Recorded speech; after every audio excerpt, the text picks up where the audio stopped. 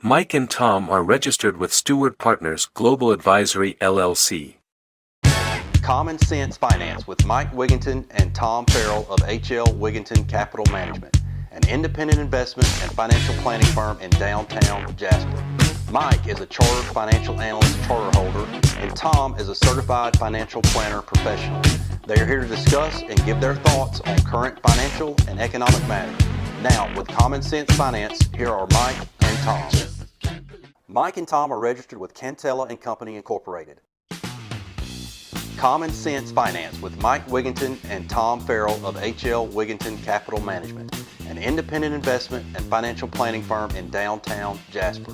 Mike is a chartered financial analyst charter holder, and Tom is a certified financial planner professional. They are here to discuss and give their thoughts on current financial and economic matters. Now, with Common Sense Finance, here are Mike and Tom. Hey, welcome back to Common Sense Finance with Tom Farrell and Elmer Fudd. Today we are going to talk about something that's been in the press a lot, especially in the publications that we read and the things we see, talking about alternative investments, talking about, hey, now's the time to take a look at these. This is a good way to generate some income for yourself. And they're really being marketed a lot harder now than they ever been in the past, and really to folks, just the common investor, not the the high net worth folks that are normally associated with these type of products. So I know, Mike, you read a lot of that stuff too when you're not in the tree stand or walking through the woods hunting for rabbits. Can you talk about what your thoughts on this are? Well, first of all, don't be hating on that. Well, this is real information for real people. I mean, what's the problem? That's a good point. I think that's horrible. Now, so look, yeah, personally, I enjoy. I'm in the alternative asset space. I like it. I'm interested in it.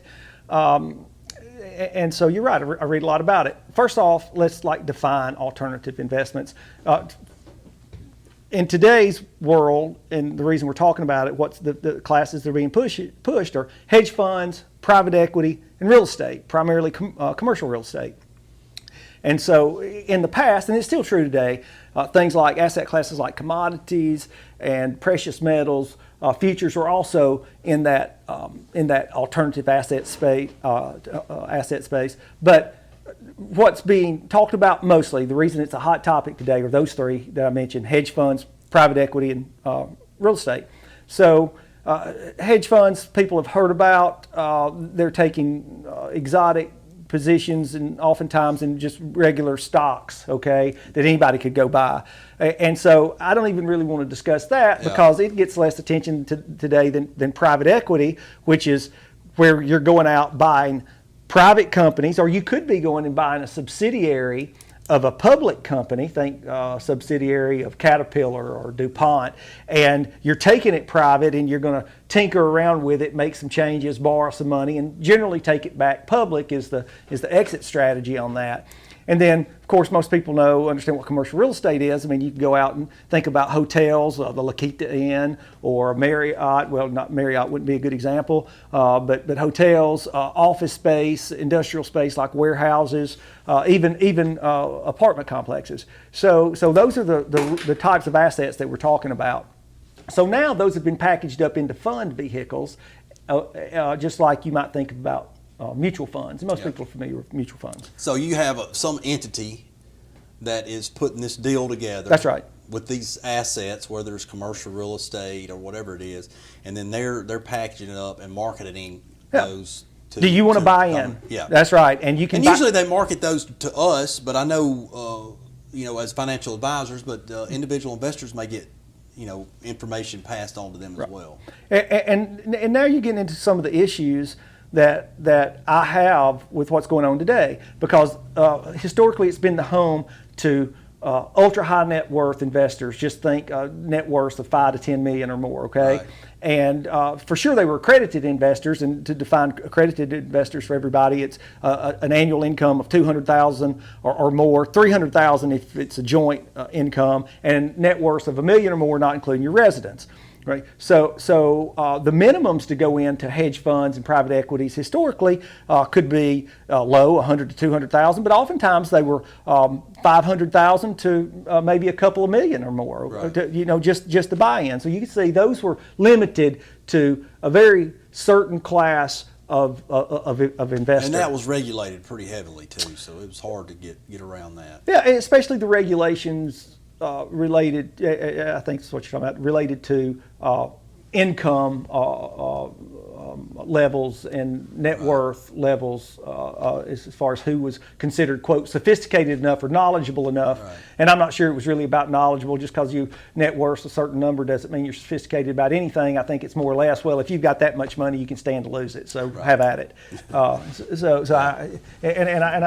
kind of mean that. But again, today it's being packaged up into vehicles that kind of look like mutual funds, and you can buy in maybe no minimums or very low minimums, and you buy X number of shares. But what's behind those shares, the investments that are in those vehicles, are the same thing that that's always been, and they have certain characteristics that give it a different risk profile than probably anything that you've ever, different from anything else you've ever owned. What do you think the biggest risk is that most people may not understand in investing in these type of vehicles? Well, there's a handful. Number one, if it were me, okay, and I'm going to say this, it's kind of a common disclaimer. We're not saying these things are bad or they're evil. We can certainly advise clients and participate. It's not a matter of, oh, you can't do it, so you're kind of putting it down. That's not true at all. It's that we recognize the complexities, right, and think you ought to be aware of them. Number one,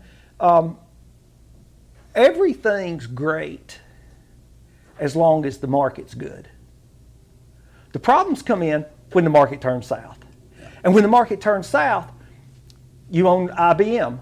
Mike's, Tom, sell IBM. It's electronic. It's a keystroke, and before you can count to 1,002, you're done. You're out. Okay? It's that kind of liquidity. Right. Turn that into cash.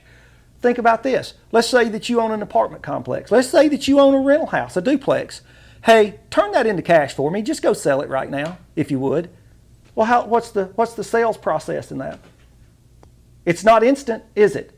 So now when the market goes down, especially if we didn't even have to be a time of a crisis like 08, 09. It could just be a fairly, decent run-of-the-mill economic contraction. You're just going to take some time to sell that now. Lending standards have really tightened up in a situation like that. So your potential buyer, if they've got, they need to go and get bank lending, may not be able to. So you're stuck with it. If you want to get your value out of it, it's going to be tough. You're going to have to wait a while. And I'm telling you, just like if you own a duplex, if that duplex is in that fund, or that apartment complex, or that office building's in that fund, it's no different. And see, a lot of these funds today, they're called interval funds, right? So write that down, interval fund.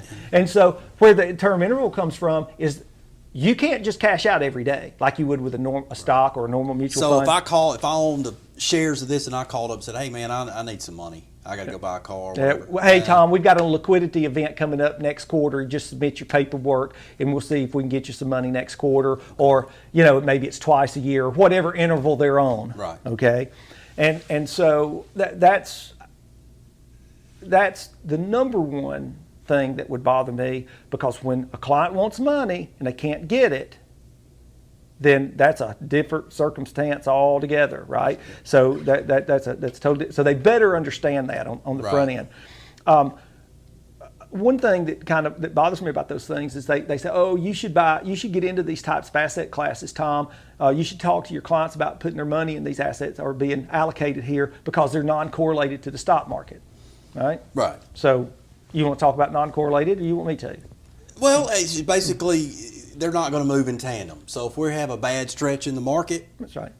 When the market's going down, these assets are supposed to hold up well. If they're truly non-correlated. If they're truly non-correlated, and vice versa, if the stock market's doing really well, then these assets are not going to follow They the same may path. Stay stable, hopefully. Right, they're not going to follow the same path. They're not. That's exactly right. Perfect. So the problem with that is correlations change all the time.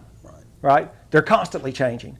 And what we know from history is that, especially any equity type investments, whether it's a publicly traded stock, whether it's a business that you own, or whether it's any type of real estate you own, those are all equity type investments. Ownership, they involve ownership. That's what we mean when we say equity. Equity and ownership are synonyms, right? So what I'm saying is when you get severe, not even an 08, 09, but you get a severe economic crisis, those things, the value tends to go down alike. So when you need diversification and you need non-correlated assets, it's when, hey, it's hitting the fan, right? Yeah. And that's when those things leave you. The benefits of diversification leave you, and that correlation changes, and it's not working on your side anymore. It's just when you need it. Yeah. And we know that from history. So to take, and because things have been pretty good for a while, and they are today, in the real estate markets.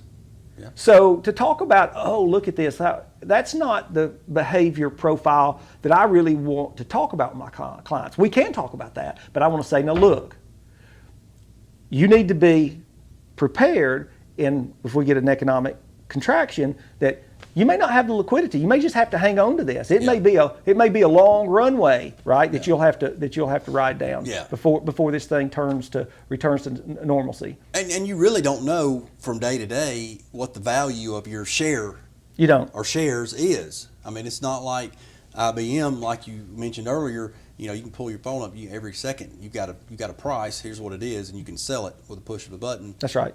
You're not getting that same effect with these. Just like what's the value of your house? What's the value of that building across the street? Right. Well, I mean, you can give a guess. You can put a value down on your balance sheet, but you don't know what the value is unless you have a sale, a liquidity event, right? You actually go to sell it.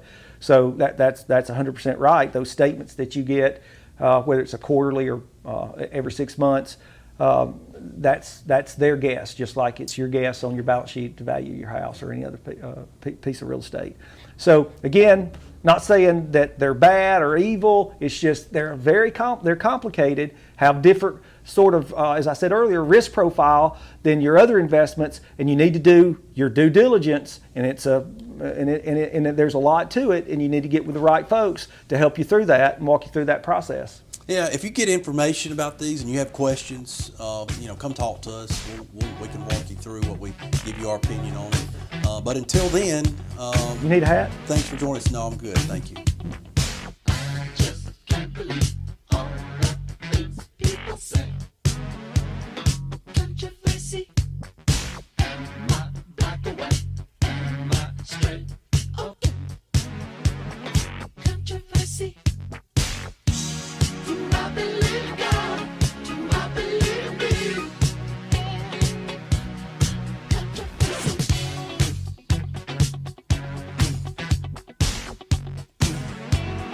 Controversy.